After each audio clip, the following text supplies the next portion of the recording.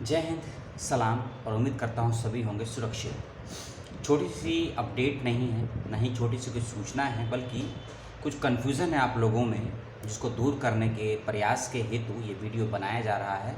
और ये कन्फ्यूज़न या द्वंद्व हो रहा है BHU रेड एग्जामिटेड बच्चों के, जो 25 अप्रैल यानी कि आज से इंटरव्यूज़ या कहीं टेस्ट भी होने वाले हैं, उसको लेकर। और किस प्रकार का कन्फ्यूज़न है उसकी बात करेंगे, उसका समाधान संभावित क्या हो सकता है, और अपने पूर्व के अनुभव के अनुसार कुछ बातें आपसे शेयर करूंगा। उम्मीद करता हूं आप पूरा वीडियो देखें ना देखें, जितना भी देखेंगे उसके अनुसार सवाल भी करेंगे। समस्या ये आ रही है बच्चों को कि जो कॉल लेटर डाउनलोड कर रहे हैं आप लोग, उसके ऊपर टेस्ट बी की डेट, टाइम और शेड्यूल, वेन्यू दिया गया है टेस्ट बी का। और उसी के साथ में जब कॉल लेटर को डाउनलोड करने का ऑप्शन आता है, सबसे नीचे जब आप जाएंगे तीसरे पेज के सबसे लास्ट में, वहाँ एक ऑप्शन होगा अटैचमेंट का। उसको भी आप डाउनलोड करके देखा होगा आपने। अगर नहीं देखा होगा अटैचमेंट को डाउनलोड करके, तो डाउनलोड करके देख लीजिए। इन दो कॉल लेटर और अटैचमेंट लेटर में थोड़ा सा कन्फ्यूज़न आपको होगा, क्योंकि डेट्स इसमें डिफरेंट हैं इंटरव्यू की। और जब एक ही बच्चे का एक ही सब्जेक्ट का इंटरव्यू 2 डेट्स में होने लगता है, तब समस्याएं खड़ी होती हैं, और जो आपके समक्ष आ रही हैं। और ये मुझे कैसे मालूम चला, क्योंकि हम तो अप्लाई किए नहीं, ना हमारा कॉल लेटर।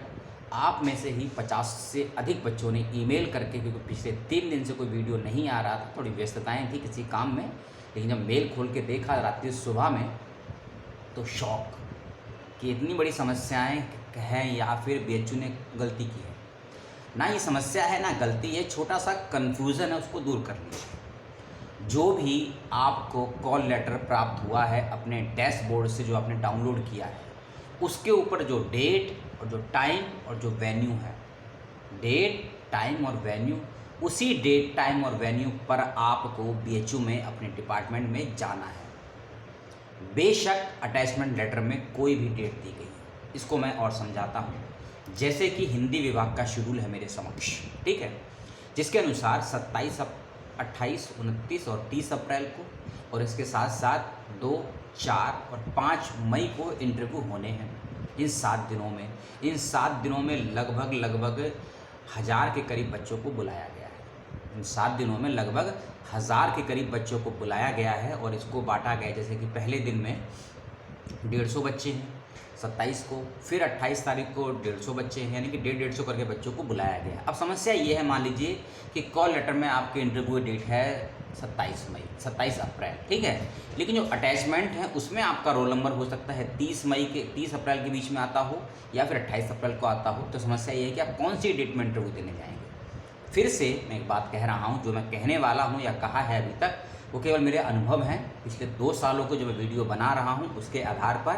और दूसरी बात, अपने अपने डिपार्टमेंट से, चाहे आपका हिंदी विभाग है या कोई भी विभाग है, अपने विभाग के विभागाध्यक्ष से या फिर अपने फैकल्टीज़ के डीन से ज़रूर ईमेल के माध्यम से या फ़ोन कॉल के माध्यम से संपर्क कीजिए, और उनको बताइए कि हमको जो कॉल लेटर डाउनलोड हुआ है अपने डैशबोर्ड से, अपने लॉगिन पोर्टल से, उसके ऊपर इंटरव्यू और टेस्ट बी की डेट ये दी गई है, लेकिन जो कॉल लेटर में एक अटैचमेंट का फॉर्म अलग से आया है, उसके पे डेट अलग है। स्पष्ट वो लोग कर देंगे कि आपको कौन सी डेट में जाना है। क्योंकि मान लीजिए आपके कॉल लेटर पे डेट है 30 अप्रैल की, ठीक है, और जो लिस्ट आपको प्राप्त हुई है अटैचमेंट, उसमें है 2 मई। तो यदि आप 30 अप्रैल को भी जाते हैं, तो याद रखिए इंटरव्यू आपका उस दिन भी हो जाएगा, ठीक है।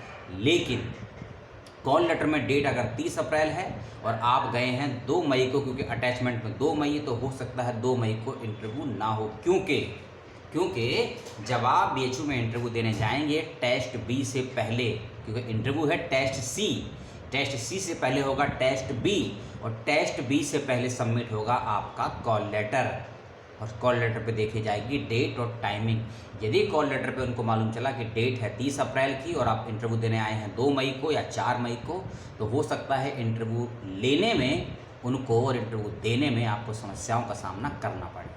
फिर से मैं आपसे यही कहूँगा कि जो भी कॉल लेटर की डेट है उसी को विश्वास कीजिए, और सबसे बड़ी बात, अपने डिपार्टमेंट के हेड ऑफ द डिपार्टमेंट से, फैकल्टी के डीन से ज़रूर इस बारे में बात कीजिए। उनकी जो भी सलाह होगा उसका अप्लाई कीजिएगा, पालन कीजिएगा, इस बात का ध्यान रखिएगा। एक और समस्या आई थी काउंसलिंग फॉर्म की। कुछ बच्चों ने फेसबुक पर कुछ ने कमेंट बॉक्स में 3-4 बच्चों ने, और लगभग अधिकांश का मेल, क्योंकि मेरी मेल आईडी लगभग अधिकांश बच्चों के पास है, तो मेल से ही आप लोग सवाल ज़्यादा पूछ रहे हैं। उसमें आया कि हमको एक फॉर्म मांगा गया है काउंसलिंग के लिए, अंडर काउंसलिंग के लिए, काउंसलिंग पोर्टल से या काउंसलिंग प्रोसेस का। वह फॉर्म कहाँ से मिलेगा और ये वह भर कर लेके जाना क्या ज़रूरी है, मैंडेटरी, उसको समझिए। ये जो काउंसलिंग वाला आपको मांगा गया है ये आपके लिए तो नहीं है, पहली बात। लेकिन डिपार्टमेंट यदि प्रेशर देकर कहता है तो उनको ईमेल करके बोलिए कि वेबसाइट पे किस पोर्टल पे, किस लिंक पे जाकर हमको प्राप्त होगा, हमको बताएं। क्योंकि लास्ट ईयर इंटरव्यू हुए थे ऑनलाइन, सभी जानते हैं इंटरव्यू ऑनलाइन हुआ था, टेस्ट भी ऑनलाइन हुआ था, एंट्रेंस भी ऑनलाइन हुआ था। तो उस कंडीशन में यह है काउंसलिंग वाला जो अंडरटेकिंग का फॉर्म है, प्रोसेस, ये मांगा गया था। लेकिन अब ऑफलाइन माध्यम से काउंसलिंग का कोई फॉर्म है, ऐसी जानकारी वर्तमान में मेरे पास तो नहीं है। यदि कोई और यूट्यूबर आपको बताता है या कोई शिक्षक आपको बताता है तो ज़रूर उनसे इस बात का रेफरेंस या लिंक मांगिए कि उनको जानकारी कहाँ से मिली है, और यदि जानकारी मिली है तो उनके पास काउंसलिंग फॉर्म का कोई ना कोई फॉर्मेट या एप्लीकेशन का लिंक ज़रूर होगा, उनसे संपर्क कीजिए। लेकिन मेरे पास ऐसा नहीं है।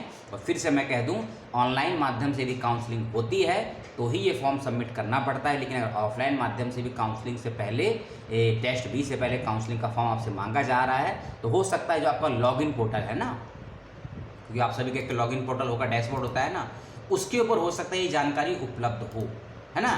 तो अगर आप वहाँ से संपर्क करेंगे तो आपको और फ़ायदा हो जाएगा। लेकिन मेरे पास जानकारी यही है, इसका ध्यान रखिएगा। और रही जो 2 डेट्स की बात, जो भी कॉल लेटर पे डेट्स है उस पर बिलीव कीजिए, ध्यान रखिएगा। और टेस्ट बी को बड़ा ही ध्यान से, धैर्य से दीजिएगा। टेस्ट बी में यदि एब्सेंट हो गए ना, आप इंटरव्यू नहीं दे पाएंगे। क्योंकि एक सवाल ये आया कि यदि टेस्ट बी ना दें और टेस्ट सी में जाएंगे ना, टेस्ट बी नहीं देंगे तो टेस्ट सी में नहीं जा पाएंगे। एक और चौथा सवाल, 4 सवाल तो कई थे, मैंने 4 को सिलेक्ट किया है कि हमारे 3 सब्जेक्ट में या 2 सब्जेक्ट में हमने अप्लाई किया था पीएचडी के लिए, लेकिन किसी सब्जेक्ट का कॉल लेटर आया है, किसी का नहीं आया है। तो जिसका नहीं आया है क्या उसका इंटरव्यू छोड़ सकते हैं, और जिसका इंटरव्यू आया है क्या उसका दे सकते हैं? जी हाँ, जिसका कॉल लेटर नहीं आया है अभी तक, चाहें तो उसका इंटरव्यू छोड़ सकते हैं, और जिसका आया है उसका दे सकते हैं। लेकिन मान लीजिए एट अ टाइम आपका जिसका नहीं आया था उसका भी आ गया, तब क्या करेंगे? तब ये आपकी चॉइस है कि किसका इंटरव्यू देना है और किसका नहीं देना है, या दोनों देने हैं। एक सवाल और आया, 5वां अंतिम सवाल, कि हमने सर 4 सब्जेक्ट पे अप्लाई किया था, और यदि हम 2 अलाइड सब्जेक्ट का इंटरव्यू देते हैं और एक मेन डिसिप्लिन का सब्जेक्ट का इंटरव्यू देते हैं तो क्या हम कंसीडर किए जाएंगे पीएचडी के लिए? बिल्कुल किए जाएंगे, ठीक है, कोई समस्या नहीं। लेकिन आपने यदि 2 अलाइड या 3 अलाइड या 1 अलाइड सब्जेक्ट में और एक मेन सब्जेक्ट में अप्लाई किया है, यहाँ सुनिएगा, यदि आपने 1 अलाइड या 2 अलाइड या 3 अलाइड में या एक डिसिप्लिन में अप्लाई किया है या फिर एक मेन में, 4 हो गए, तो आप किसी भी कंडीशन में मेन सब्जेक्ट का इंटरव्यू नहीं छोड़ सकते हैं, ना ही छोड़ सकती हैं। मेन सब्जेक्ट का इंटरव्यू आपको देना पड़ेगा, चाहे बेशक आप अलाइड सब्जेक्ट का इंटरव्यू छोड़ना चाहें तो छोड़ दीजिएगा। एक और बात कि जितने इंटरव्यू देंगे आप अलग अलग डिपार्टमेंट में, उतने ही आपसे सिनॉप्सिस लिखवाए जाएंगे। ऐसा नहीं होगा कि आपने एक सिनॉप्सिस लिख दिया सभी सब्जेक्ट में कंसीडर हो जाएगा, बिल्कुल नहीं। जितने सब्जेक्ट में इंटरव्यू देंगे अलग अलग, उतने ही आपको एसओपी यानी कि राइट अप टेस्ट बी में लिखने होंगे ऑन द स्पॉट। इस बात का ध्यान रखिएगा, घर से लिखकर नहीं लेके जाना है, ऑन द स्पॉट आपको लिखना है। वहीं पेपर मिलेगा, पेन मिलेगा, वहीं बैठकर आपको लिखना है। और जिस दिन आपसे लिखवाया जाएगा, राइट अप करवाया जाएगा, उसी दिन आपका इंटरव्यू होगा। हो सकता है मॉर्निंग शिफ्ट में आपसे राइट अप लिखवाया जाए, उसके 1 से 2 घंटे बाद आपका इंटरव्यू स्टार्ट हो जाए। इस बात का भी ख्याल रखिएगा। आने की, जाने की, रहने की, खाने की व्यवस्था आपको स्वयं करनी है, बेचू प्रशासन नहीं करता है। आपके मन में भी कोई अगर ऐसा सवाल है जिसको आपको परेशानी हो रही है और आपको लगता है कि मैं आपको उसका जवाब दे सकता हूं, तो कमेंट बॉक्स ओपन है, आप सवाल कर सकते हैं। और जितना भी आप समझे और जितना भी आपने वीडियो को देखा, उसको लेकर कोई टीका टिप्पणी हो तो उसका भी स्वागत है। पुनः आपसे मिलता हूँ बहुत जल्द किसी और अपडेट, किसी और सूचना के साथ। तब तक के लिए जय हिंद, सलाम।